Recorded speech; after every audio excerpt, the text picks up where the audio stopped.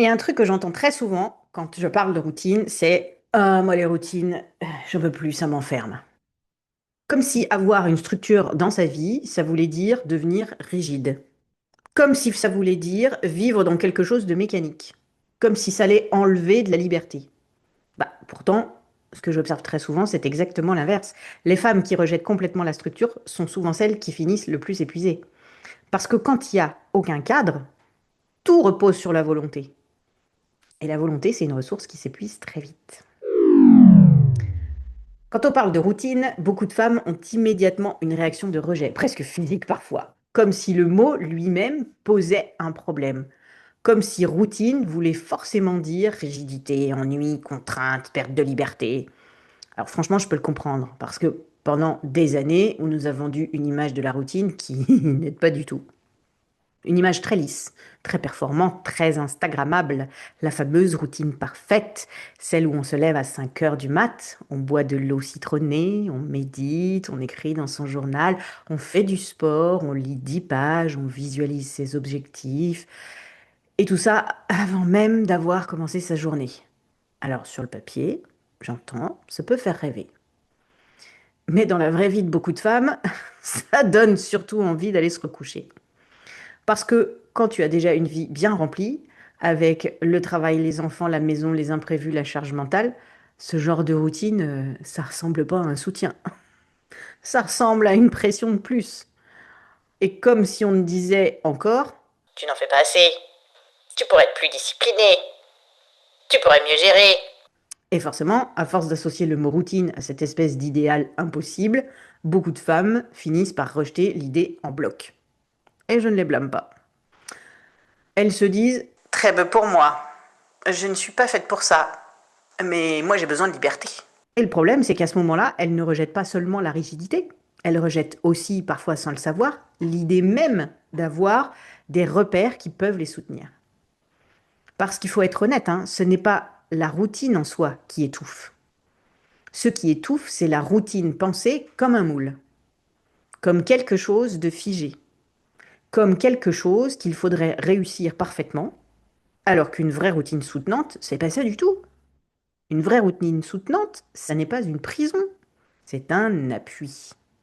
Ça n'est pas quelque chose qui t'enferme, c'est quelque chose qui t'aide à ne pas te disperser complètement. Et ça, beaucoup de femmes ne peuvent pas encore le voir parce qu'elles confondent routine et rigidité. Elles confondent cadre et contrôle, structure et enfermement. Et c'est exactement cette confusion qu'il faut venir démonter. Parce que tant qu'on pense qu'une routine est forcément rigide, on passe à côté de quelque chose de très précieux. La possibilité d'avoir enfin une structure qui nous aide au lieu de nous écraser. Alors souvent, quand on rejette l'idée de routine, on se retrouve exactement à faire l'inverse. On fonctionne sans structure, sans repère, sans cadre. On dit, je verrai au fil de la journée, je m'adapterai, je ferai comme je veux, ou je ferai comme je peux, surtout. Et sur le moment, ça peut donner une impression de liberté. On ne se sent pas enfermé, on ne se sent pas contrainte, on avance au fil de ce qui arrive, dans le sens du vent. Sauf que dans la réalité, ce fonctionnement a très souvent un prix bien élevé. Parce que quand il n'y a aucun cadre, eh ben, tout repose sur toi. Tout.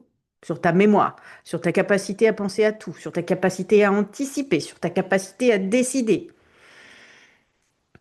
Et prendre des décisions toute la journée, mais c'est usant pour le cerveau. À quelle heure je me lève? Par quoi je commence? Qu'est-ce qui est prioritaire aujourd'hui? Est-ce que je réponds à ce message maintenant ou plus tard? Est-ce que je prends ce temps pour moi ou est-ce que je fais encore une tâche? Est-ce que je dis oui? Est-ce que je dis non? Quand il n'y a pas de structure, tu dois réfléchir à tout, tout le temps. Et c'est exactement ça qui nourrit la charge mentale. Parce que ton cerveau reste en alerte permanente. Il scanne, il anticipe, il gère, il organise, il ajuste. Et à la fin de la journée, beaucoup de femmes ressentent cette sensation très étrange. Elles ont été occupées toute la journée, elles n'ont presque pas arrêté, et pourtant, elles ont l'impression de ne pas avoir vraiment avancé. Ou alors d'avoir passé leur journée à éteindre des petits incendies, à répondre aux urgences, à gérer ce qui vient, et sans jamais vraiment avoir un moment pour reprendre le guidon. Et c'est souvent là que la fatigue, elle s'installe. Pas seulement la fatigue physique, mais cette fatigue mentale très particulière. celle qui donne l'impression d'avoir la tête pleine en permanence, comme si ton cerveau n'avait jamais le droit de se poser. Et beaucoup de femmes pensent que ce problème vient d'un manque de discipline, qu'elles devraient être plus organisées, plus rigoureuses, plus efficaces, alors qu'en réalité, le problème n'est pas un manque de volonté, c'est justement l'absence d'une structure qui soutient. Parce que quand il n'y a aucun cadre, ta journée devient une suite infinie de décisions à prendre. Et c'est exactement ce qui finit par épuiser. Alors, il y a quelque chose d'important à comprendre. Si l'absence de cadre finit par nous épuiser, ça n'est pas parce qu'on est mal organisé, ça n'est pas parce qu'on manque de volonté. C'est simplement parce que notre cerveau fonctionne d'une certaine manière. Le cerveau humain, il est conçu pour économiser de l'énergie. Il aime ce qui est prévisible, il aime ce qui est familier et il aime ce qui ne demande pas de décider sans arrêt. Parce que chaque décision, même toute petite, demande un effort mental. Choisir, prioriser, trancher, adapter. Et tout ça, ça consomme de l'attention, ça consomme de l'énergie. Et quand ces décisions se répètent toute la journée, bah, le cerveau il finit par saturer. C'est ce que on va appeler la fatigue décisionnelle. Plus tu prends de décisions dans la journée, plus ta capacité à décider clairement diminue. Et c'est exactement ce que vivent beaucoup de femmes qui portent énormément de choses dans leur quotidien. Elles doivent penser à tout, décider de tout, organiser tout, anticiper tout. Et forcément, au bout d'un moment, le cerveau, il commence à fonctionner en mode économie. On repousse, on évite, on procrastine. Ou alors on fait les choses un peu en pilote automatique. Pas parce qu'on n'est pas capable, mais parce que l'énergie mentale n'est plus vraiment disponible. Et c'est précisément là que la structure devient précieuse. Parce que quand certaines choses deviennent des repères, des habitudes, des points d'ancrage dans la journée, le cerveau n'a plus besoin de réfléchir à chaque fois. Il peut s'appuyer sur quelque chose. Il peut se reposer. Un peu comme quand on conduit une voiture. Au début, on doit penser à tout. Les pédales, les vitesses, les rétros, la route. Mais avec le temps, certaines choses deviennent automatiques. Et ça libère de l'attention.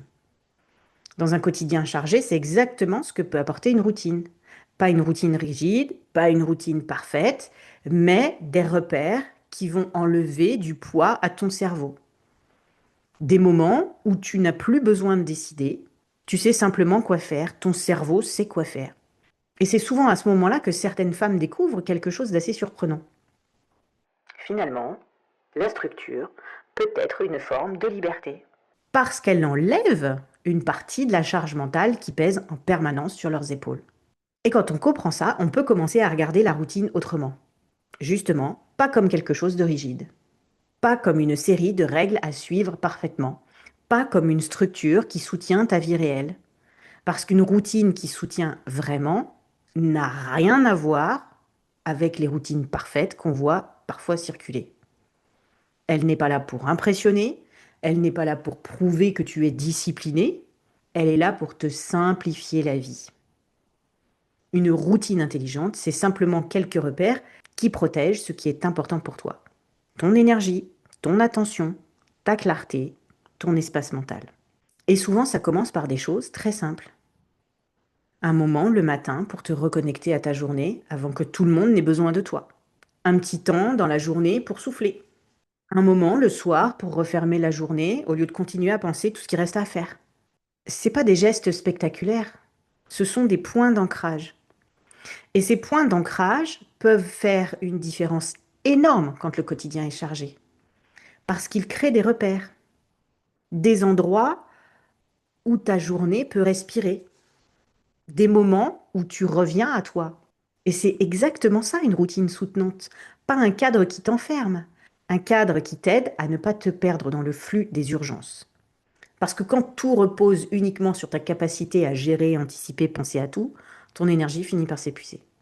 Mais quand certaines choses deviennent des repères stables, tu n'as plus besoin de porter toute ta journée à bout de bras. Il y a une structure qui te soutient. Et c'est souvent là que les femmes découvrent quelque chose d'assez surprenant. La structure ne retire pas la liberté, elle crée de l'espace pour la liberté. Parce que quand ton quotidien est un peu plus clair, un peu plus posé, eh bien tu peux enfin respirer à l'intérieur de ta propre vie. Alors quand on parle de structure, beaucoup imaginent tout de suite quelque chose de compliqué. Un planning, des règles, des habitudes à tenir absolument. Et du coup, on se dit, moi, j'y arriverai jamais. Mais une structure soutenante ne commence pas par quelque chose de compliqué. Elle commence souvent par un seul repère. Un moment dans la journée où tu décides simplement de reprendre un peu la main. Pas pour contrôler toute ta vie, juste pour créer un point d'appui. Par exemple, ça peut être quelque chose d'aussi simple que ça. Le matin, tu prends 5 minutes, même 3, pour te demander comment tu veux vivre ta journée. Alors c'est sûr que quand on n'a pas l'habitude de le faire, la première fois, ça fait bizarre. On ne sait pas forcément trop comment répondre à la question. Mais avec le temps, ça vient. Donc, c'est quelques minutes pour se demander comment tu veux vivre ta journée, pas ce que tu dois faire, mais pour ce qui compte pour toi vraiment aujourd'hui. Mais ça peut être aussi bien le soir, prendre un petit moment pour fermer la journée, regarder ce qui a été fait, se féliciter pour ce qui a été fait et déposer ce qui reste pour demain et arrêter mentalement de porter tout ça. C'est des gestes très simples, mais c'est des gestes qui créent quelque chose de très important. Ils créent des repères. Et les repères, ça change tout. Parce qu'à partir du moment où il existe un endroit dans ta journée où tu peux te poser, tu n'es plus complètement emporté par le flux des urgences. Tu as un endroit où revenir, un endroit où respirer. Et souvent, c'est comme ça que la structure commence à apparaître. Pas comme une contrainte, justement, mais comme un soutien, petit à petit, dans la vraie vie. Donc, en conclusion, une routine n'est pas là pour enfermer ta vie. Elle est là pour la soutenir. Elle n'est pas là pour t'imposer une discipline impossible. Elle est là pour t'éviter de devoir porter ton quotidien uniquement sur ta volonté. Parce que quand tout repose sur ta capacité à gérer, anticiper et penser à tout, l'épuisement finit toujours par arriver. Mais quand certaines choses deviennent des repères, des points d'ancrage, des habitudes qui soutiennent ton énergie, ton quotidien, il peut commencer à respirer un peu différemment. Et c'est souvent là qu'on découvre quelque chose qu'on n'avait pas imaginé. La structure n'enlève pas la liberté, elle permet de la retrouver. Et j'aimerais bien te poser une question. Est-ce que dans ton quotidien aujourd'hui, tu as plutôt l'impression de manquer de liberté ou de manquer d'un cadre pour vraiment souffler? Tu peux me le dire en commentaire, je lis tout et je réponds. Et si tu veux découvrir comment construire une routine qui soutient vraiment ton quotidien, j'organise de temps en temps une masterclass gratuite dans laquelle je t'explique comment retrouver de l'énergie et de la clarté sans t'imposer une routine parfaite. Le lien est en description si tu veux en savoir plus. À très vite!